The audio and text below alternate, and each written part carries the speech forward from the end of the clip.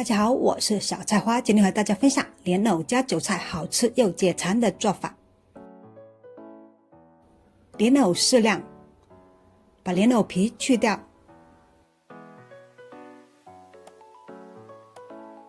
莲藕去完皮洗干净，把莲藕切成厚片，再把莲藕切成长条，莲藕条的大小看个人喜欢。再把莲藕切成段，把切好的莲藕放到篮子里待用。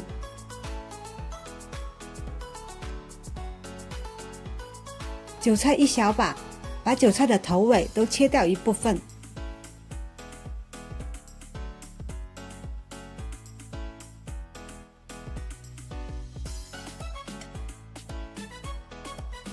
然后把韭菜一根一根洗干净，把洗干净的韭菜也切成段，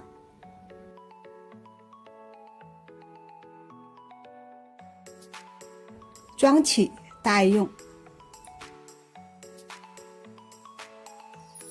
准备几个干辣椒，用剪刀把干辣椒剪成段待用。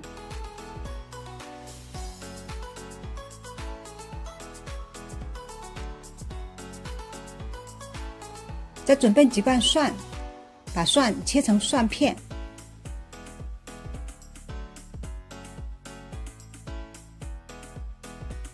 把切好的蒜片和剪好的干辣椒放一起。锅中水烧开，把切好的莲藕倒入锅中。喜欢口感脆的，焯水1分钟左右；喜欢口感粉绵的，多煮几分钟，可以尝一下，知道口感。炒莲藕一定要焯水，防止炒出来的莲藕发黑粘稠。把焯好水的莲藕捞起，控水。热锅下油，小火把蒜和干辣椒倒进来，煸出香味。蒜和干辣椒炒出香味后，放进1勺豆瓣酱，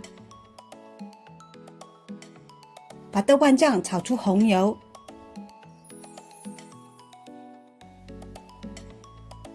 再把焯了水的莲藕倒入锅中，翻炒几下。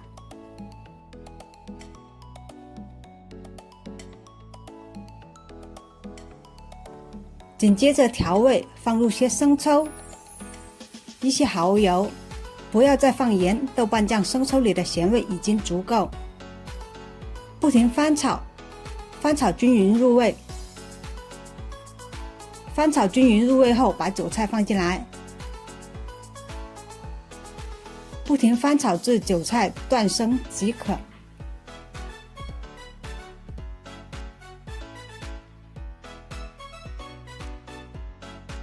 装盘，今天好吃解馋、配料简单的莲藕炒韭菜就做好了。